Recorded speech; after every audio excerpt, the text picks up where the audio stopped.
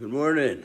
We're going to finish chapter 11 of the book of Hebrews this morning. We looked through verse 19 yesterday, and we're learning, basically this whole chapter talks about the meaning of faith and uses different people throughout the Bible, the Old Testament, to show examples of faith. And it continues today. Yesterday we heard of, Abraham and Enoch and different ones. And today it starts with Isaac, invoked the blessings for the future on Jacob and Esau. And by faith, Joseph bestowed blessings upon, the end of his life. And by faith, Moses was hidden by his parents, by his mother, because it was against the law to keep a male child for a Hebrew or an Israelite woman, a Jewish woman, when Moses was born. But they, by faith, somehow they knew to do that. And then by faith again, Moses,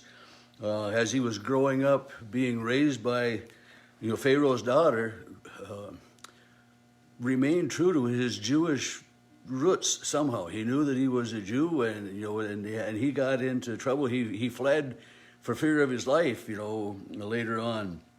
And when God came and called Moses to come back to lead the people, out of slavery, Moses did that by faith. He came, he says, well, I'm not a very good speaker. Well, and God figured out, he says, well, I'll have Aaron speak for you. So there are just countless examples of faith and of people of faith in this chapter 11 of Hebrews.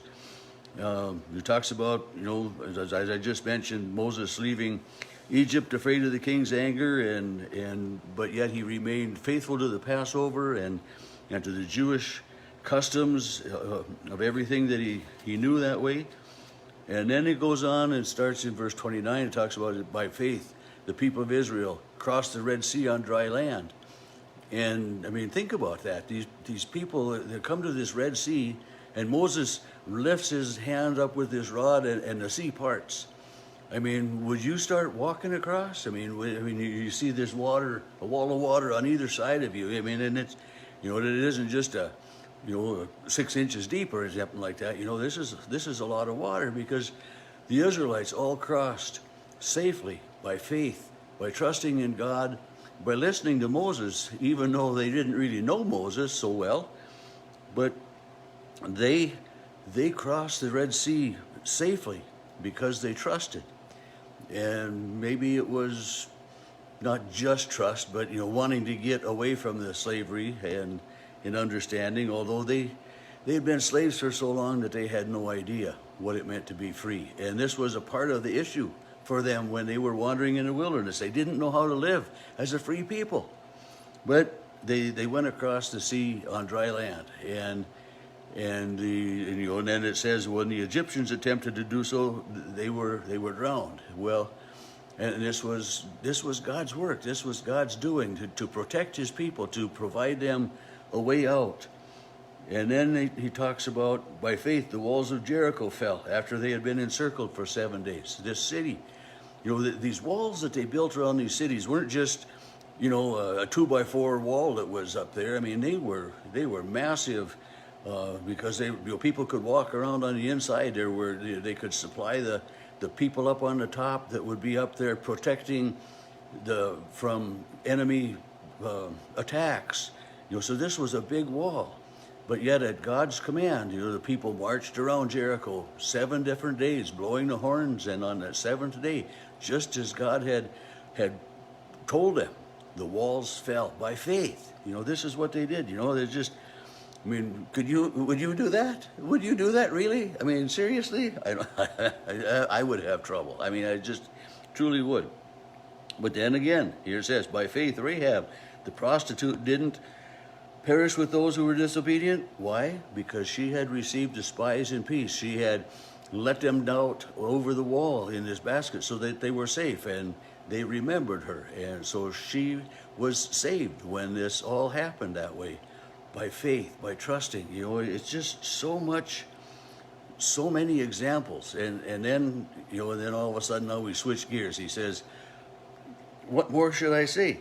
I'd run out of time to talk about Gideon and David and Barak and Samson and Jephthah and Samuel and all the prophets. And I mean, he's saying, I'm just giving you a snippet. I'm just giving you a little bit, a few examples of all of the times in our Hebrew scriptures of people of faith listening to God, doing what God asked, and God being faithful to what he had said.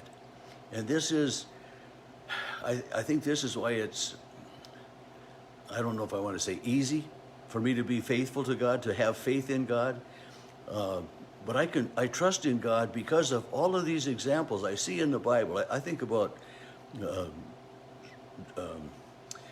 Shadrach, Meshach, and Abednego in the fiery furnace. I think of Daniel in the lion's den. I think of so many other examples that he didn't use here even, of people of faith, of people of trust, and how God always fulfilled his promises. And the greatest promise that God fulfilled was the sending of his son, the Savior, this new covenant that was talked about in Jeremiah 31 that, the Hebrews writer talked about just a couple chapters ago.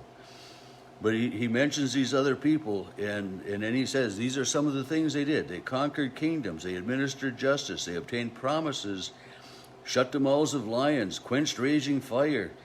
And I think of Samson, and all that he had done, and how he is betrayed by Delilah,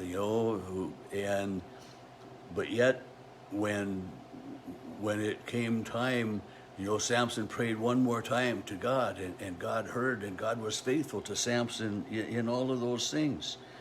So it's just, we have so many examples of faith. And then he talks about, women receiving their dead by resurrection, Elijah and this, the widow and her son died, and other examples in the Old Testament. And then not only in the Old Testament, but think of Jesus with the widow of Nain. They're leaving the town with a funeral procession. They're going to bury her son, and she receives her son back by resurrection.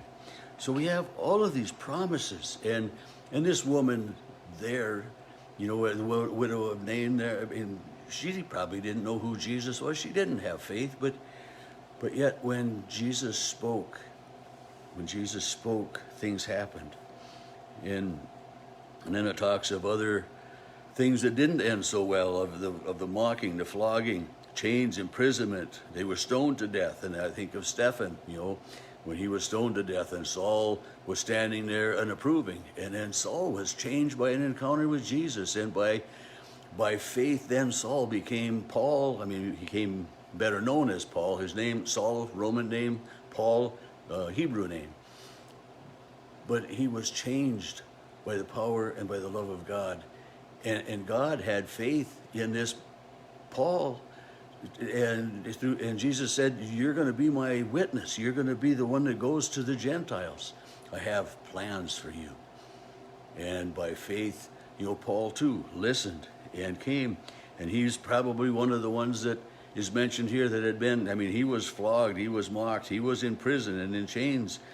We have all of those examples of the saints. And I think about, just a couple of Sundays ago, or a week ago, the first Sunday of September was All Saints Sunday, and all of these people that have been mentioned in the book of Hebrews as people of faith are saints. They're saints that have gone before us, faithful to God, listening to God, and by their example, we too can have faith.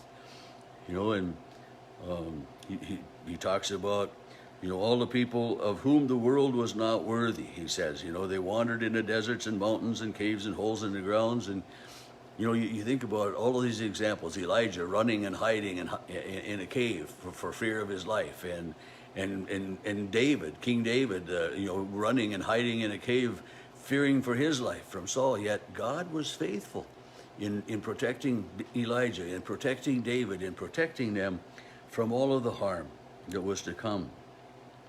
And then it ends up, this chapter, yet all of these, though they were commended for their faith, did not receive what was promised, since God provided something better, so that they would, not apart from us, be made perfect. They didn't these people of the Old Testament didn't see the promised Messiah while they were here on earth. They didn't see, the fulfillment of God's promise.